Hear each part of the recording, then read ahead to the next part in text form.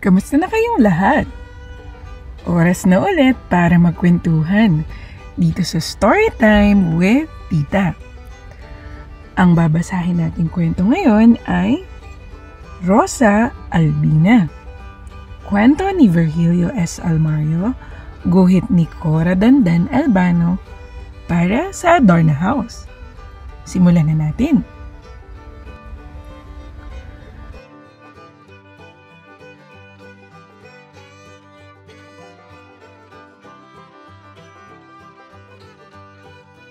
Iba si Rosa Albina sa lahat ng kalabaw.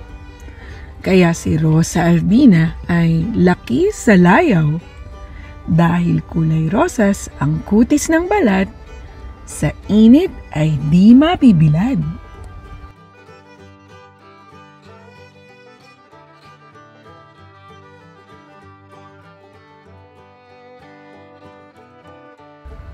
Alagang-alaga ni Mang Teban si Rosa Albina.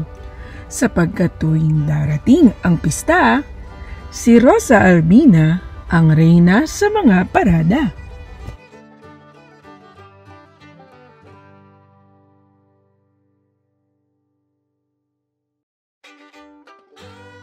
Ang dami-daming sa kanya'y humahanga. Ang dami-daming pag nakita siya'y napapaunga. Ang dami-daming nagpapahabol. Ang dami-daming napapasipol.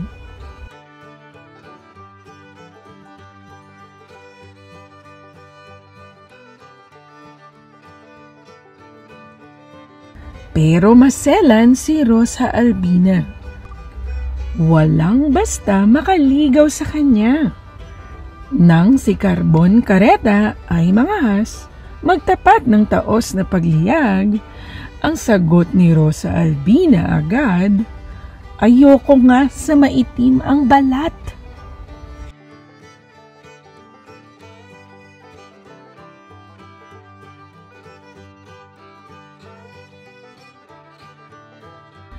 At sapagkat talagang lumaking maselan, ni ayaw pa dapo sa tagak at langaw.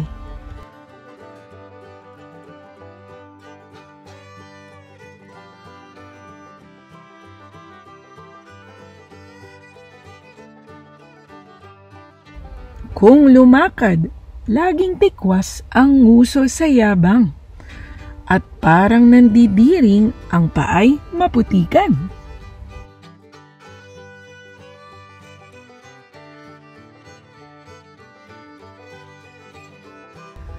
Nang mahulog siya sa balon, mga kapwa kalabaw ay nagpresintang tumulong.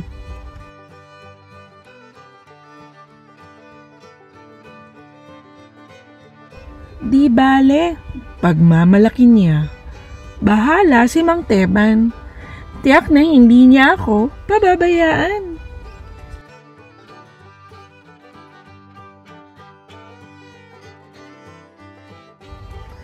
Nagtiis siya maghapon sa loob ng balon.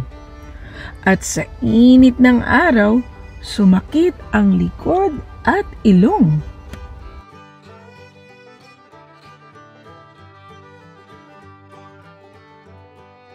Maya-maya'y dumilim at bumuhos ang ulan. Ang tubig sa balon ay lumalim ng dahan-dahan. Natakot si Rosa Albina. Umunga siya ng umunga. Malulunod tiyak siya kapag walang naawa.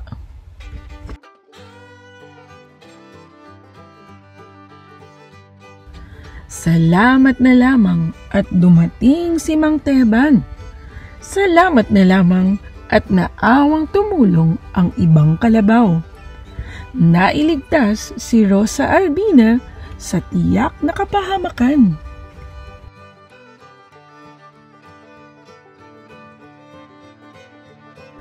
Mula noon, nagbago ang mayabang na si Rosa Albina.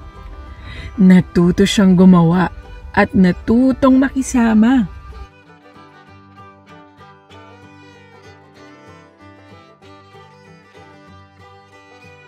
Umibig si Rosa kay Carbon Carreta.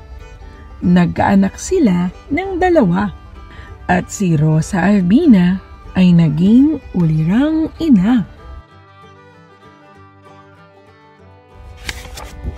At dito nagtatapos ang Rosa Albina.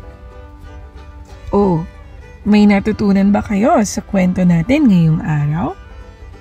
Kung nagustuhan nyo ito, ay mag-subscribe lamang sa aming channel para mas marami pa kaming maihatid na kwentong tulad nito sa inyo.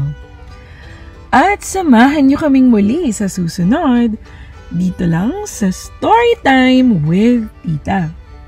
Paalam!